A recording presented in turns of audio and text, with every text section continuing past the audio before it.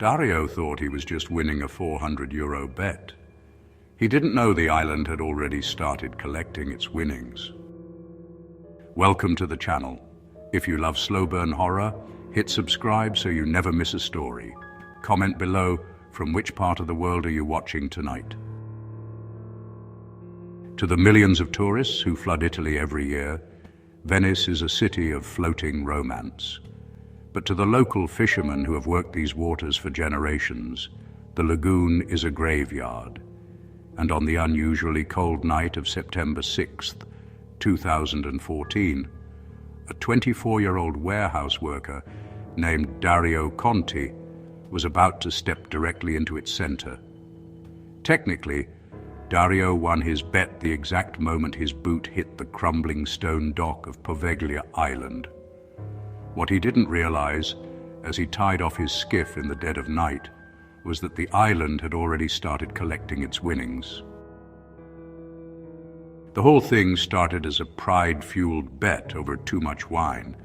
Dario, a broke warehouse worker drowning in gambling debt, was taunted by his cousin Enzo. The challenge? Spend 12 hours alone on Poveglia after dark. The wager was €400, the exact amount Dario needed to clear his name. Arrogant, broke, and desperate, Dario accepted. 2 weeks later, borrowing his uncle's small, grease-stained diesel skiff under the cover of a moonless sky, he puttered out into the black waters of the lagoon. He carried nothing but a heavy aluminum flashlight, a sleeping bag, a plastic cigarette lighter, and a bottle of water. When the boat's hull scraped against the crumbling, weed-choked stone dock of the abandoned island, the first thing that hit Dario wasn't a sudden wave of paranormal dread. It was the soil. Local tradition holds that Poveglia's ground is half human ash. During the devastating Black Plague waves of the 16th and 17th centuries, the Venetian Republic used the isolated island as a massive dumping ground. Tens of thousands of the infected were dragged here by the boatload, piled into enormous open pits and burned. Over 500 years, that human ash literally became the topsoil. When Dario took his first heavy step off the boat and onto the grass, his boot sank deep into the earth. Instantly, a heavy, suffocating odor kicked up from the disturbed ground. It didn't smell like rotting vegetation or stagnant water. It smelled like something underneath decay, something mineral, dry and deeply burnt. It was the exact smell of a massive brick fireplace that had been cold for a century but never cleaned out. The ash got into his throat on his very first breath. It instantly coated his mouth, drying out his saliva until every attempt to swallow felt like scraping coarse sand down his windpipe. Trying to ignore the irritation, Dario snapped on his flashlight, casting a stark white beam across the overgrown path, and walked toward the center of the island. Rising against the dark sky was the silhouette of his destination, the massive, roofless, decaying complex of the abandoned psychiatric hospital. The silence on Poveglia was absolute and unnatural. There were no crickets in the brush, no birds roosting in the skeletal trees. There was only the distant, mocking murmur of Venice's nightlife drifting across 2 miles of open water. The faint hum of a water taxi engine, the ghostly echo of music from the high-end restaurants on the Lido. It was close enough to see, yet completely unreachable. Dario entered the hospital through a collapsed ground-floor window frame, his boots crunching loudly on shattered glass and dried plaster. He chose a long, narrow former medical ward for his camp, throwing his sleeping bag flat against the thickest brick wall he could find. He wanted the solid masonry at his back. He needed to know that nothing could step out of the shadows behind him. To pass the time and kill the rising anxiety in his chest, Dario pulled out his phone. The battery icon read 94%. He opened a messaging app to text Enzo a photo of the cracked concrete to prove he was actually staying the night. He took the photo. He hit send, but the loading bar stopped at exactly 10%. As Dario stared at the screen, the phone just froze. Then the battery icon went from 94% straight down to 12, then 4, and the screen went completely black. The phone was dead, and the metal casing felt freezing cold against his palm. That's when the smell changed. The dry, ash-like odor of the soil suddenly turned hot, humid, and deeply sick. It smelled exactly like an unventilated, overcrowded hospital ward filled with feverish, sweating bodies. Dario stood up, his heart hammering a frantic rhythm against his ribs. He raised his heavy flashlight to scan the darkness, but the beam flickered twice and died. He shook the heavy metal torch, cursing under his breath, but the light was entirely gone. He was plunged into an absolute velvety blackness, so thick it felt physical. Terrified, Dario reached out blindly, trying to feel for the rough texture of the brick wall to guide himself back toward the open window. His palms met the wall, but it didn't feel like cold masonry. The surface was warm. It felt slightly soft and yielding under his weight, like tightly packed canvas or decaying leather. He pulled his hand back with a sharp gasp, tripping over his own bag. As he fell backward, his arm struck a rusted metal frame bolted into the concrete floor. Desperate for light, Dario reached into his pocket, pulled out his plastic cigarette lighter, and flicked the wheel. The small, fragile orange flames sputtered to life, casting long, monstrous shadows across the peeling walls of the ward. The fragile light illuminated what he had just collided with. It was an iron examination chair, complete with heavy leather straps at the wrists and ankles, rotted but completely intact. And directly above the chair, still screwed into the decaying drywall, was a tarnished brass nameplate. Dario held the flame closer. The brass was etched with Italian script, Dr. Paolo, Direttore. Dario scrambled backward away from the chair, extinguishing the lighter to save his thumb from the burning metal. He didn't know the name on that plate, but if he had known the local archives, he would have fled the island right then. If you look up the local legends surrounding that name, things get incredibly dark. When the asylum opened back in 1922, the city made a massive mistake. They built the hospital wards directly on top of the old plague pits. Within months, the patients started sharing the exact same nightmare. They claimed that at night, gray dust would seep through the floorboards, and they could hear thousands of voices crying out from underneath the building. The staff just blamed it on mental illness. But in the 1930s, Dr. Paolo became the director, and he decided to fix it. Operating with zero oversight, he began performing crude, experimental surgeries in the dead of night. He didn't use a sterile operating room.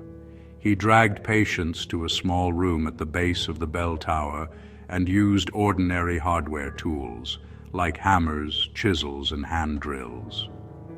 But by 1934, whatever was on that island got to the doctor too. Supply boat captains reported that Dr. Paolo had stopped sleeping and stopped washing. His notes became frantic, filled with the paranoid belief that the human ash in the dirt was alive, and it was rising up through the floors to take over the building. It all came to an end in November of 1935, when a nurse heard screaming and ran out into the courtyard. She looked up and saw Dr. Paolo standing on the ledge of the bell tower, violently swinging his arms at the empty air as if trying to fight off an invisible crowd. Then he jumped. But the creepiest part of the nurse's statement wasn't the fall itself. She swore that when Dr. Paolo hit the stone courtyard, He was actually still alive, crying out for help. But before she could even run over to him, a thick cloud of gray dust began rising straight out of the cracks in the pavement. It completely covered him. The nurse could only watch as the dust forced its way into his mouth and nose, choking him to death right there on the ground. After that, the asylum fell apart. It was abandoned for good in 1968, leaving the building, the old tools, and Dr. Paolo's nameplate to just sit there and rot. Dario sat in the pitch blackness of that exact same ward, completely unaware of the doctor's history, but his instincts were screaming at him to get out. The air in the room was growing steadily hotter, thick with that sickening, humid stench of a fever ward. And then, from the far corner of the room, the exact direction of the old bell tower corridor, a sound began. It wasn't a footstep, and it wasn't a ghostly groan. It was the dry, collective rustle of dozens of human throat muscles trying to swallow at the exact same time. The horrific sound of cracked, parched tongues clicking rhythmically against the roofs of dry mouths.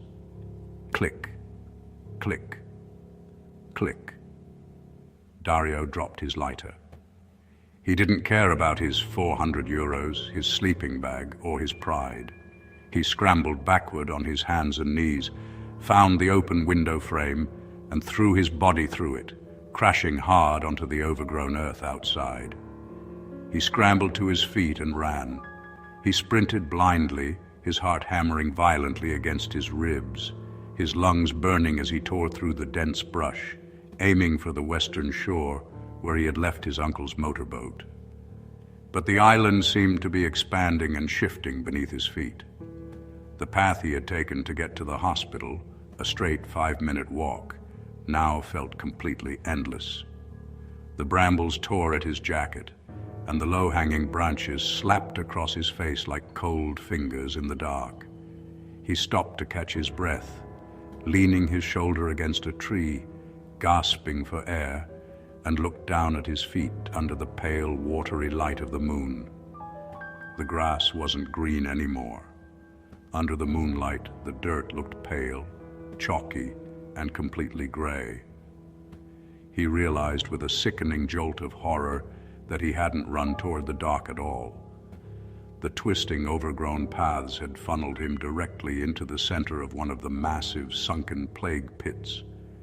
The ground beneath his boots felt terrifyingly spongy, like walking over a wet mattress. Every time his weight shifted, small, silent plumes of fine, gray dust rose up around his ankles, settling onto the fabric of his jeans. He tried to lift his right foot to turn around, but his leg felt impossibly, unnaturally heavy, as if the gravity beneath this specific patch of earth had multiplied. He looked down. The gray ash wasn't just dusting his boots anymore. It was actively climbing them. It was clinging to the leather, drawing the moisture out of the material, turning the supple leather stiff and white, hardening into a pale, calcified crust that completely locked his feet to the ground. Then came the pressure. It started directly in the center of his chest, a sudden crushing weight that forced the remaining air out of his lungs in a sharp wheeze. His knees buckled, dropping him straight down onto his back, on the soft, gray earth of the pit. He tried to scream, to call out for Enzo, to scream for his family, to make any sound that might carry across the dark lagoon, but his throat refused to work. His vocal cords were completely paralyzed, his mouth lined with the thick, unmistakable taste of cold human ash. Lying flat on his back in the middle of the dust, Dario looked up at the night sky. The stars were no longer clear. They seemed to be warping, bleeding into a bruised, unnatural purple-gray color that didn't belong to any hour of the night. And then, stepping out from the long shadow of the hospital's ruined brick bell tower, someone walked into the pit. The figure was remarkably tall, wearing a heavy, oil-stained coat that dragged through the grey dust, kicking up silent clouds with every step. But it wasn't a phantom patient, and it wasn't a translucent ghost. It wore the terrifying, hyper-practical uniform of the island's original plague masters, a thick black leather plague doctor's mask. Its long, curved bird beak was stuffed so tightly with dried rosemary, camphor, and vinegar that the pungent chemical scent preceded the figure by 10 yards. The figure didn't rush him. It didn't glide or float.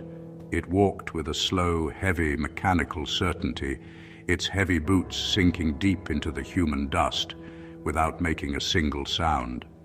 Dario tried to roll over, to crawl, to tear his fingers into the dirt, to drag himself away, but his limbs were entirely dead to his commands, pinned down by the sheer atmospheric weight of the island. The figure closed the distance, standing directly over his chest, blocking out the purple stars. The doctor leaned down. The circular glass eye holes of the leather mask were completely black, reflecting nothing, not the moon, not the sky, and not Dario's terrified face. As the sharp, curved beak of the mask hovered mere inches from Dario's eyes, the strong, overwhelming scent of vinegar and old herbs from inside the leather mixed with the foul, hot stench of the pit beneath them. The figure opened its mouth, not beneath the mask, but through it. The old, stiff leather of the bird beak violently split open down the center seam, cracking like dry bone.